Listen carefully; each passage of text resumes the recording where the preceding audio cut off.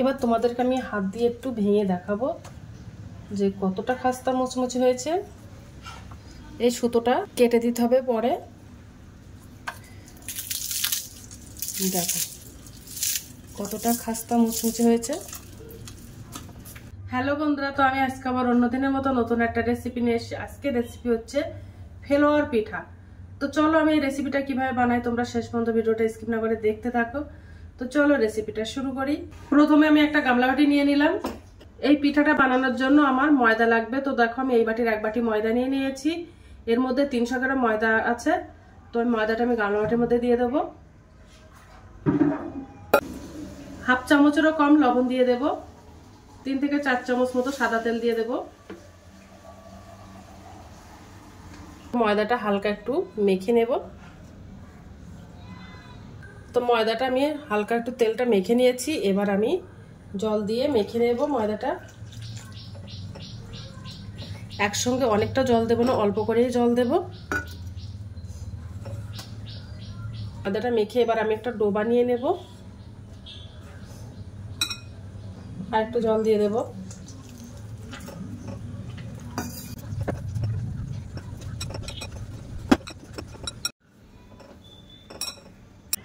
দেখো ময়দাটা মেখে আমি একটা ডো বানিয়ে নিয়েছি, একবার নাও শক্ত নাও নরম করে।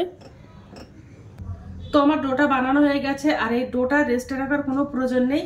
এবার আমি এই ডো থেকে লেচি কেটে নেব।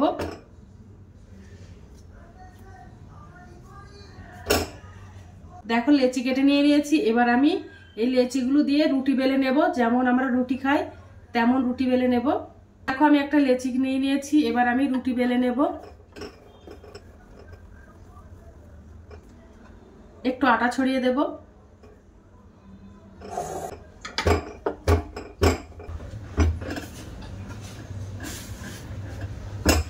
একদম পাতলা করে।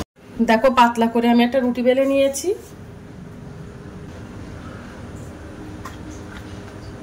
বাদ বাকি রুটিগুলো আমি এভাবে বানিয়ে নেব। তো রুটিগুলো সব আমার বেলা হয়ে গেছে। আমি 5টা রুটি বেলে নিয়ে নিয়েছি। এবার আমি একটা ব্যাটার বানিয়ে নেব কর্নফ্লাওয়ার আর সাদা তেল দিয়ে। 3 থেকে 4 চামচের মতো সাদা তেল দিয়ে দেব। 3 চামচ মতো কর্নফ্লাওয়ার দিয়ে দেব। তোমরা চাইলে এটা ময়দা দিয়েও বানাতে পারো। তো আমি কর্নফ্লাওয়ার দিয়ে বানিয়ে নেব।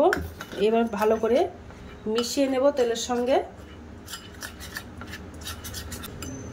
দেখো তেলের সাথে মিশিয়ে আমি একটা ঘন একটা ব্যাটার বানিয়ে নিয়েছি। এবার যে রুটিগুলো আমি বেলে নিয়েছিলাম ওই রুটিগুলো আমি একটা একটা করে সাজিয়ে নেব। প্রথমে আমি একটা রুটি দিয়ে দেব। কর্নফ্লাওয়ার আর সাদা তেল দিয়ে যে ব্যাটারটা বানিয়েছিলাম ওই ব্যাটারটা এবার দিয়ে দেব। এবার ওটা সব সাইডে মাখিয়ে দেব।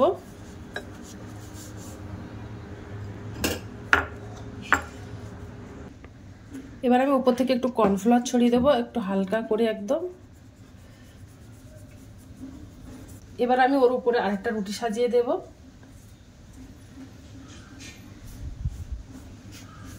সাজিয়ে দিয়েছি। এবার আমি এই ব্যাটারটা আবার লাগিয়ে দেব একই প্রসেসে।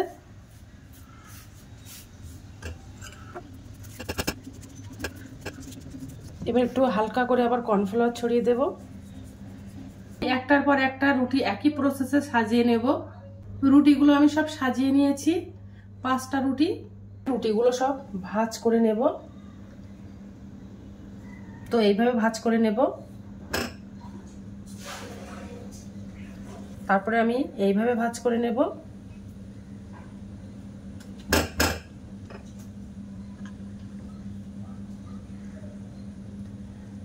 এইভাবে ভাঁজ করে নিয়েছি। তারপরে এইভাবে এবার আমি চৌকো করে রুটিটা বেলে নেব।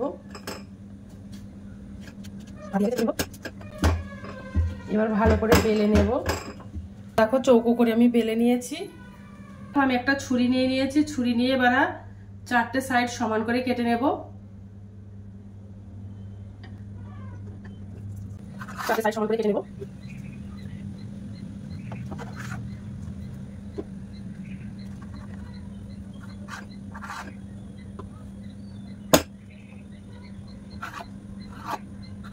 তো 4টে সাইড সমান করে কেটে নিয়েছি। এবার আমি মাঝখানটা একদম সমান করে কেটে নেব।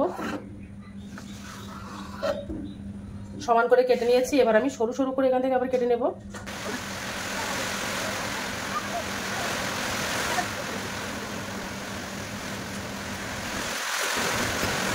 দেখো সরু সরু খালি করে কেটে নিয়েছি।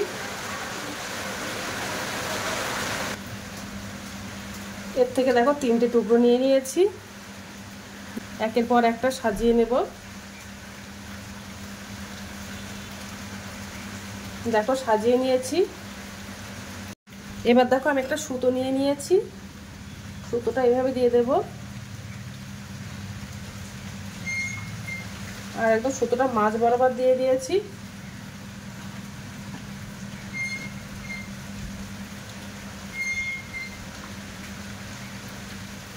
দেখো মাঝ বরাবর দিয়ে দিয়েছি। এবার সুতো দিয়ে আমি হালকা করে বেঁধে দেব, খুব চেপে বাঁধবো না, হালকা করে বাঁধবো।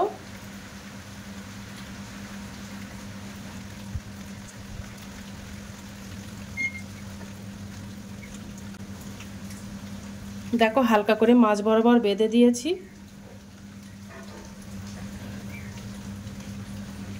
একটার পর একটা সুতো দিয়ে এভাবে বেঁধে নেব। এবার আমি পিঠাগুলো সব ভাজা করে নেব।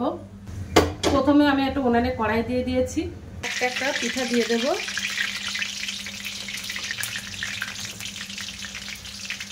পিঠাগুলো আস্তে আস্তে মিলে যাচ্ছে, দেখো আস্তে আস্তে ফুলছে।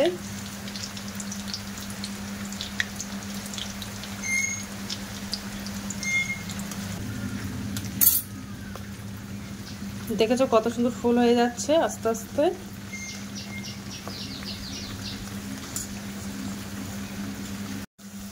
এবার একটু উল্টে দেব।